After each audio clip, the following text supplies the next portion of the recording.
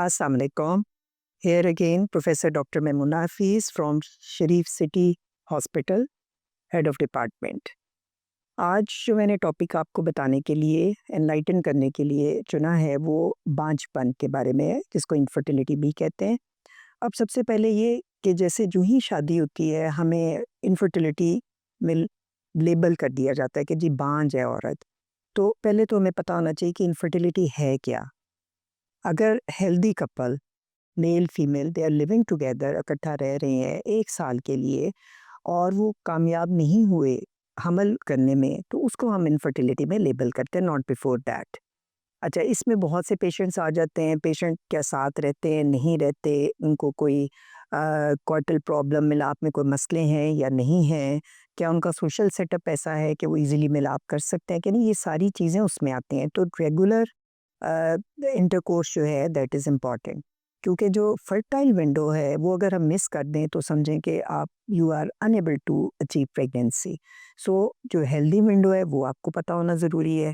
वो अगर regular periods हैं एक खातून के, तो उसके जो लास्ट मेंस्ट्रुअल पीरियड की डेट है, first day of last menstrual period, उधर से काउंटिंग शुरू करें। तो 10वें से 17वें दिन तक जो है वो फर्टाइल विंडो है, तो उसको अचीव करना बहुत इम्पॉर्टेंट है। अब आएँ वजूहात की तरफ कि अगर वाक़ई if you are lying in that category, तो क्या वजूहात हैं? तो उसमें ज़ाहिर है मेल और फीमेल आ जाती है। मेल की हम पहले ले लेते हैं, शॉर्ट है, जल्दी पता चल जाएगा आपको, क्योंकि हम मेल को तो इससे एग्ज़म्प्टेड ही करार दे देते हैं कि मेल में तो कोई मसला ही नहीं है, और फीमेल्स खुद कहती हैं नहीं, नहीं मेरे मियाँ में कोई मसला नहीं है।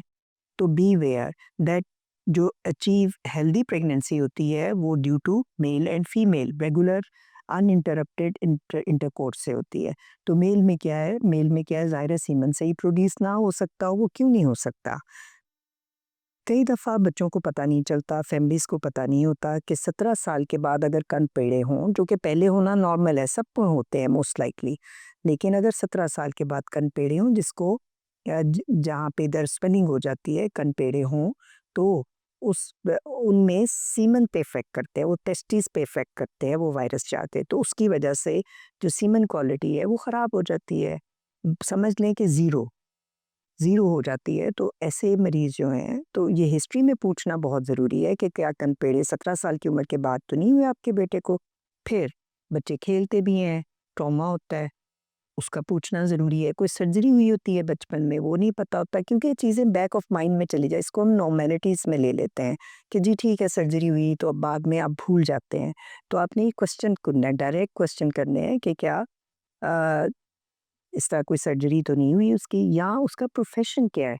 अगर हीट एक्सपोज़र बहुत ज़्यादा है, तो ये चीज़ ज़हन नशीन होनी चाहिए कि मरीज़ को पता हो कि अगर हीट एक्सपोज़र ज़्यादा है, जो लोग सिंपल वार्म बाथ्स जकूज़ीज़ में बैठे रहते हैं, सौनाज़ में बैठते हैं, ज़्यादा एक्सपोज़र टू हीट है due to certain professions, like drivers हैं बेचारे, वो बैठे रहते हैं सारा दिन, गड्डियों पे बैठे रहते हैं, या सिटिंग सेडेंटरी लाइफ है, ऑफिसेज़ में बैठे रहते हैं, टाइट कपड़े, वार्म कपड़े पहन के बैठे रहते हैं, they all are prone to have oligospermia या जरसूमे की कमी का शिकार हो सकते हैं।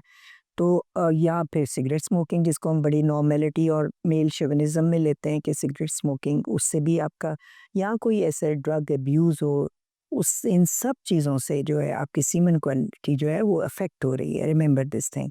तो ये क्वेश्चन, डायरेक्टेड क्वेश्चन जो है वो होना बहुत ज़रूरी है। फिर टाइम के साथ, हीट एक्सपोज़र के साथ, या जो कंजेनिटल वीकनेस के साथ पेशेंट को हर्निया हो सकता है, वेरिकोसील विद टाइम हो सकता है। वेरिकोसील क्या है कि शरेयानें जो हैं वो मेल जेनिटल ऑर्गन्स की हैवी हो जाएँ, भर जाएँ, तो भी हीट प्रोड्यूस, ब्लड जहाँ जाता है वो हीट प्रोड्यूस करता है, स्पम्स को वो मार देती हैं। तो इस चीज़ का पूछना, फिर उसके बाद हाइड्रोसील, हाइड्रोसील क्या है कि जो मेल ऑर्गन्स हैं उसके अंदर पानी इकट्ठा हो जाए, वो भी हीट एक कुशन बना देगा फ्रॉम एक्सटीरियर, उसकी वजह से हीट प्रोड्यूस होगी, तो स्पर्म जो है वो डेड हो जाएँगे। अच्छा, एक बड़ा कॉमन मिस्टेक हो जाती है कि हम घर से सैंपल लेके चले जाएँ।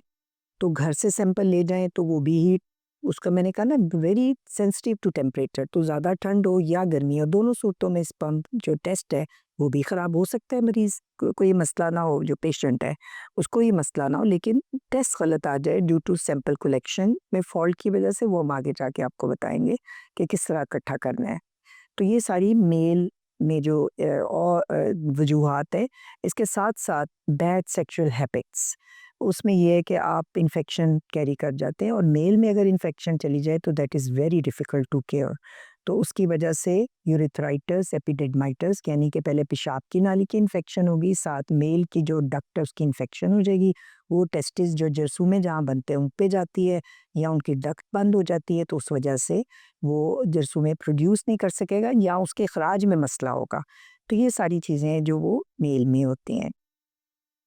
जब एक पेशेंट आता है मेल और फीमेल दोनों को वेट रिडक्शन का, तो यानी ओबेसिटी, अगर फीमेल में हो तो मेल लाइक हो जाती है, और अगर मेल में हो तो फीमेल लाइक हो जाता है। तो उसकी वजह से एस्ट्रोजन बॉडी में ज़्यादा हो जाएगा। तो उसको ये फिर बताते हैं कि जी आप अपना वेट रिड्यूस करें, ऑप्टिमाइज़ करें, है healthy physical activity, healthy sexual activity, और प्रॉपर डेज़ को अवेल किया जाए, तो hopefully they will be able to achieve pregnancy.